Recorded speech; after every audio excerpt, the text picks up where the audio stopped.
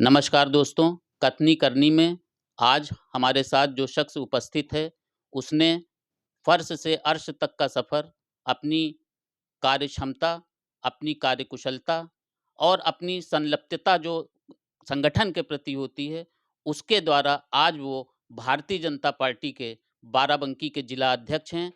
जी हाँ, मैं बात कर रहा हूँ शशांक कुशमेश जी की, जो आज हमारे साथ हैं और कथनी करनी में आज बहुत से हमारे ऐसे सवाल रहेंगे जिनका जवाब हम शशांक जी से ही लेंगे। शशांक जी, बहुत-बहुत स्वागत है आपका कथनी करनी पे। बहुत बहुत धन्यवाद बड़े भाई।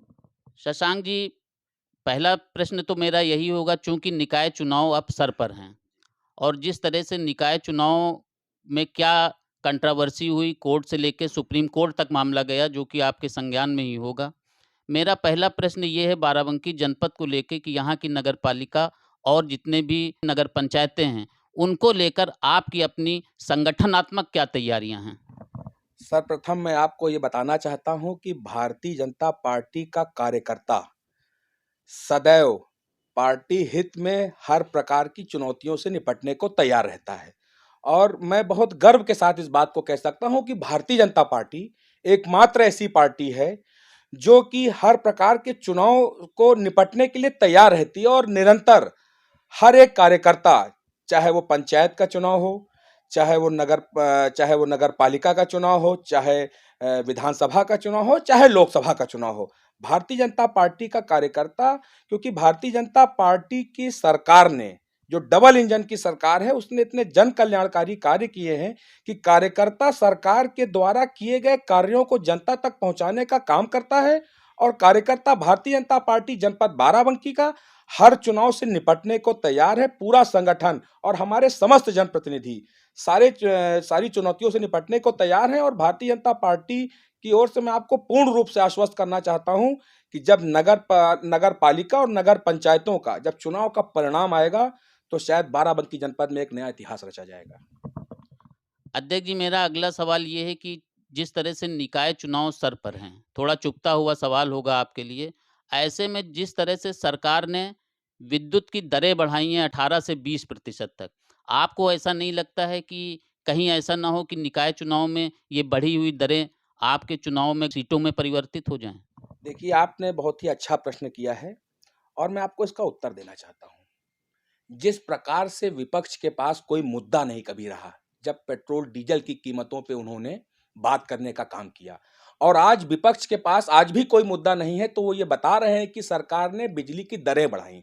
लेकिन आप वो भी दौर याद कीजिए जब कोरोना काल था और सारे जो महाशक्तियां थीं, उनकी जब अर्थव्यवस्था चौपट हो गई, तो भारत एकमात्र ऐसा देश था जिसने कोरोना की भीषण महामारी से निपटने का काम किया। सरकार की कुशल नीतियां थीं।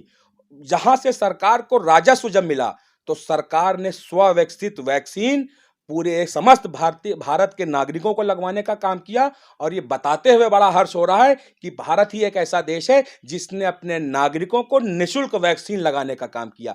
यही वैक्सीन जो कोरोना की थी, बड़े-बड़े देशों में 8,000 और 10,000 की दर से वहां के नागरिकों को वहां की सरकार ने लगाने का काम किया। लेकिन मैं भारतीय जनता पार्टी का एक कार्यकर्ता होने के नाते आपको बड़े गर्व से कह सकता हूं कि भारतीय जनता पार्टी की सरकार ने अपने देशवासियों को निःशुल्क कोरोना का वैक्सीन लगाने का काम किया। और रही बात कि भारतीय जनता पार्टी की सरकार, केंद्र की सरकार और प्रदेश की सरकार ने 15-15 किलो मुफ्त राशन देने का काम किया। और इस जो कोरोना जैसी महामारी थी, उस महामारी से निपटने के लिए आप ये समझ लीजिए कि ये सारी जो सुविधाएं हैं, ये आम जनमानस को उपलब्ध कराने का काम किया। अध्यक्ष जी, एक मुद्दा आजकल बहुत ज़ोर-शोर से चल रहा है, जिस तरीके से हिंदू देवी-देवताओं का और उनके जो धार्मिक ग्रंथ हैं, उनके अपमान का मामला। जैसा कि अभी पिछले दिनों हमने बिहार के शिक्षा मंत्री चंद्रशेखर के द्वारा रामचरितमानस पर अमर्यादित टिप्पणी करते हुए देखा और अभी वो आग बुझी भी नहीं थी कि उत्तर प्रदेश में स्वामी प्रसाद मौर्य, जो समाजवादी पार्टी के एक कद्दावर नेता आज की डेट में कहे जाएँगे, क्योंकि वो इस समय एमएलसी भी हैं और हालाँकि पद नहीं है, लेकिन कह सकते हैं कि आप विधान परिषद में वो नेता प्रतिपक्ष भी हैं। मेरा प्रश्न ये है अध्यक्ष जी कि अभी आपने देखा कि 2 दिन पहले समाजवादी पार्टी की जो राष्ट्रीय कार्यकारिणी गठित हुई है, स्वामी प्रसाद मौर्य को लेकर ऐसा कहा जा रहा था कि अखिलेश यादव बहुत नाराज़ हैं, जो सपा सुप्रीमो हैं। मगर जब वो संगठन की लिस्ट आती है उनकी राष्ट्रीय कार्यकारिणी की और स्वामी प्रसाद मौर्य को शिवपाल यादव के बराबर में ही महासचिव के पद पर रख दिया जाता है, तो कहीं न कहीं ऐसा आपको नहीं लगता है कि अखिलेश यादव द्वारा जो एक्शन लिया जाना चाहिए था स्वामी प्रसाद मौर्य पर, उनसे कहीं न कहीं चूक हुई है?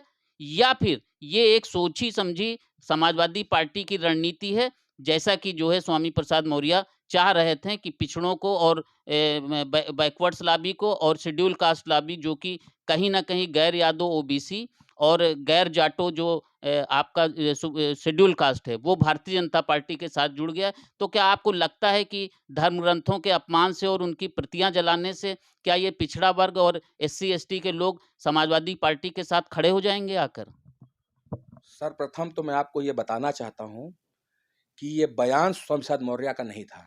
ये बयान कहीं न कहीं अखिलेश यादव का था। अखिलेश यादव की शय पर ये बयान दिया गया और क्योंकि अखिलेश यादव लोगों का इस्तेमाल करने में बहुत माहिर हैं, तो उन्होंने एक बैकवर्ड को बलि का बकरा बनाने का काम किया है और अखिलेश यादव ने अपनी मानसिकता को उनके बयान के माध्यम से दर्शाने का काम किया है।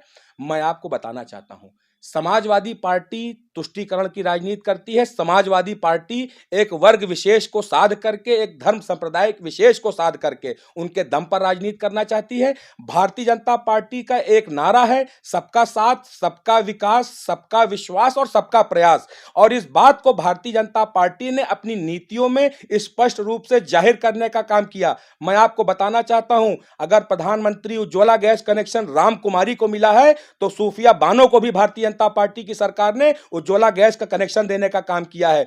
अगर मुफ्त में राशन राम कुमार के परिवार को मिला है, तो आफ्ताब आलम के भी परिवार को निःशुल्क जो है राशन मिलने का काम किया है। और आप देखिए कि अगर कोरोना की वैक्सीन कल्लू के लड़के लल्लू को लगी है, तो सूफिया बानो के लड़के अफसार को भी लगाने का काम भारतीय जनता पार्टी ने किया है। इसलिए भारतीय जनता पार्टी सभी वर्गों को, सभी संप्रदायों को साथ में लेकर के चलती है। और समाजवादी पार्टी जो तुष्टीकरण की राजनीति करती है, वर्ग विशेष, संप्रदाय विशेष को साधने का काम करती है। इस प्रकार से समाजवादी के जो द्वारा जो इनके नेता स्वामी प्रसाद मौर्य के द्वारा जो बयान दिया गया है और उसके बाद उनको उसको पुरस्कार भी मिला है, तो अभी आने वाले निकाय चुनाव में और आने वाले आगामी लोकसभा चुनाव में, चाहे वो बैकवर्ड हो, चाहे वो अनुसूचित समाज का व्यक्ति हो और चाहे वो सवर्ण समाज का व्यक्ति हो, सभी का भरपूर समर्थन, भरपूर आशीर्वाद भारतीय जनता पार्टी को मिल रहा है। और मैं आपको पूर्ण रूप से बताना चाहता हूं कि उत्तर प्रदेश के आगामी लोकसभा चुनाव में 80 की 80 सीटें भारतीय जनता पार्टी जीतने जा रही है, इसमें कहीं कोई दो राय नहीं है।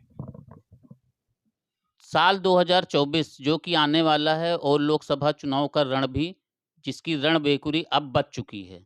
मेरा प्रश्न अध्यक्ष जी आपसे ये है कि जिस तरीके से विपक्ष और ख़ास करके कांग्रेस ने अभी जो अपनी भारत जोड़ो यात्रा का समापन किया कश्मीर के अंदर, उसमें साफ तौर पर दिखाई पड़ा कि बीजू जनता दल, तृणमूल कांग्रेस, नीतीश कुमार की जनता दल यूनाइटेड, राष्ट्रीय जनता दल इत्यादि पार्टियों ने किनारा रखा उससे।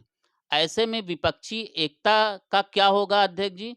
और दूसरा प्रश्न मेरा यहीं से एक कनेक्टिंग क्वेश्चन है कि भारतीय जनता पार्टी के घोषित प्रत्याशी अब हो गए हैं नरेंद्र मोदी, और आपको क्या लगता है कि नरेंद्र मोदी के सामने विपक्ष का सबसे बड़ा चेहरा कौन बनकर आएगा और किसको विपक्ष के सभी पार्टियों द्वारा ज़्यादा समर्थन हासिल होगा? चेहरे की बात कर रहा हूँ विपक्ष में।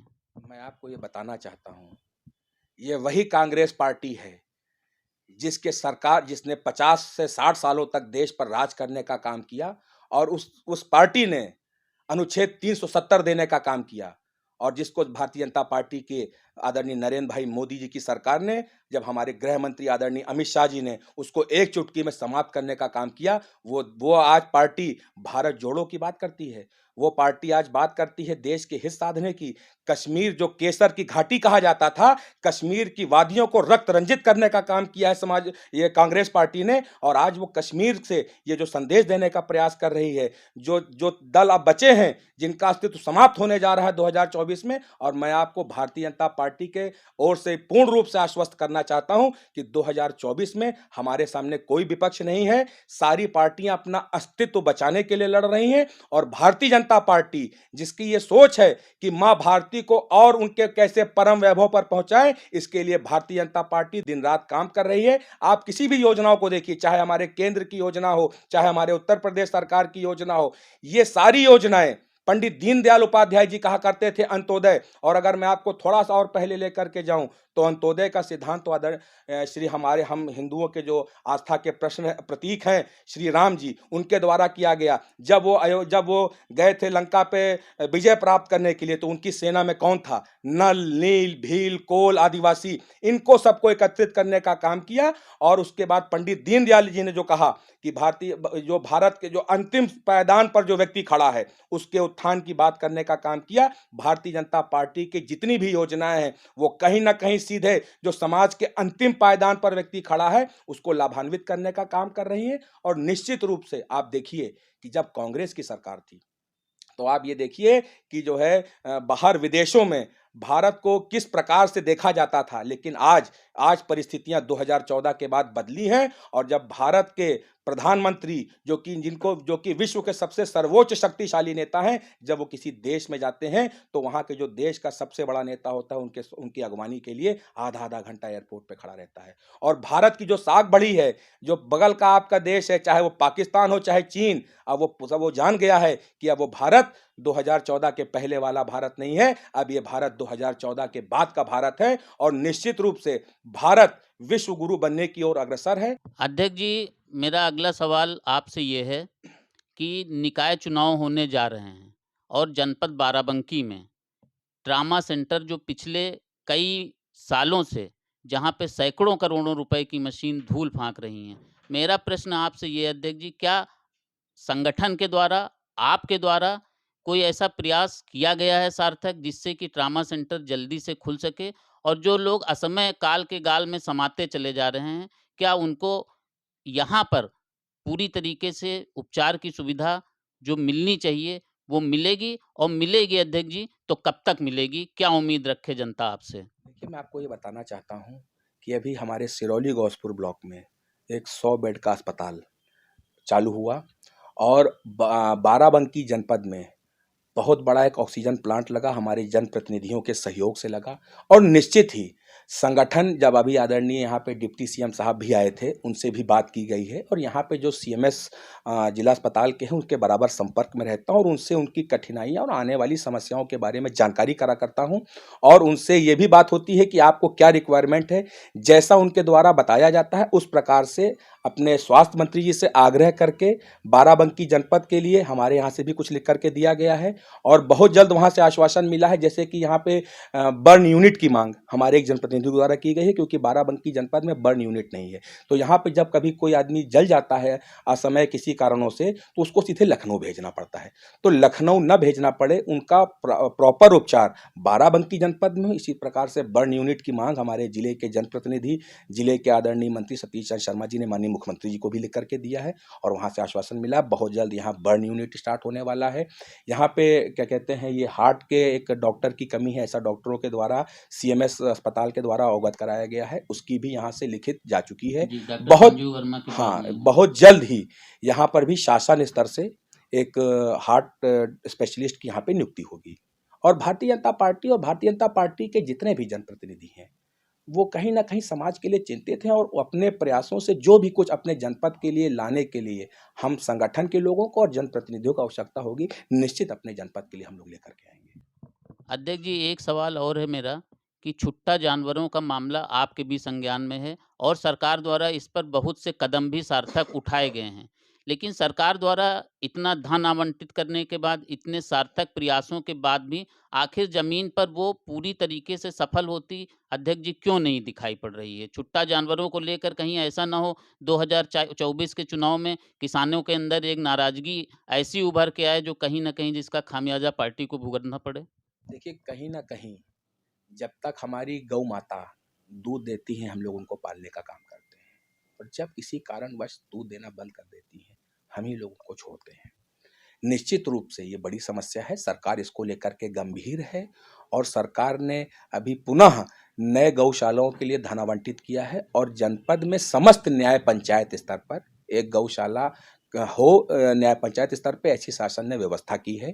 शासन ने उनके रखरखाव के लिए भी उचित व्यवस्था के लिए धन आवंटित किया है, और जनपद में बहुत वृहद स्तर पर गौशालाएं का नवनिर्माण प्रारंभ है और जैसे ही ये गौशालाएं क्रियाशील हो जाएंगी, निश्चित ही समस्या से निदान और छुटकारा मिलेगा हम लोगों को। बहुत-बहुत धन्यवाद अध्यक्ष जी। तो ये थे हमारे साथ भारतीय जनता पार्टी बाराबंकी के जिला अध्यक्ष शशांक कुशमेश जी, जिन्होंने हमारे सभी सवालों का बाखूबी जवाब दिया और जिनका साफ कहना था स्वामी प्रसाद मौर्य के मामले को लेकर कि धर्म पर किया गया ये आचरण जनता कभी बर्दाश्त नहीं करेगी और आने वाले समय में इसका जवाब दिया जाएगा। हमारे और कई सवाल जिस तरीके से ट्रॉमा सेंटर की बात हमने उनसे पूछी, उन्होंने कहा बहुत जल्द आश्वासन दिया है कि चालू होगा और साथ में बर्न सेंटर भी बाराबंकी में खोला जाएगा और जो हार्ट के पेशेंट को जो यहाँ से जाना पड़ता है लखनऊ के लिए, उसको उसकी कमी को भी बहुत जल्द पूरा किया जाएगा। मैं अनूप श्रीवास्तव।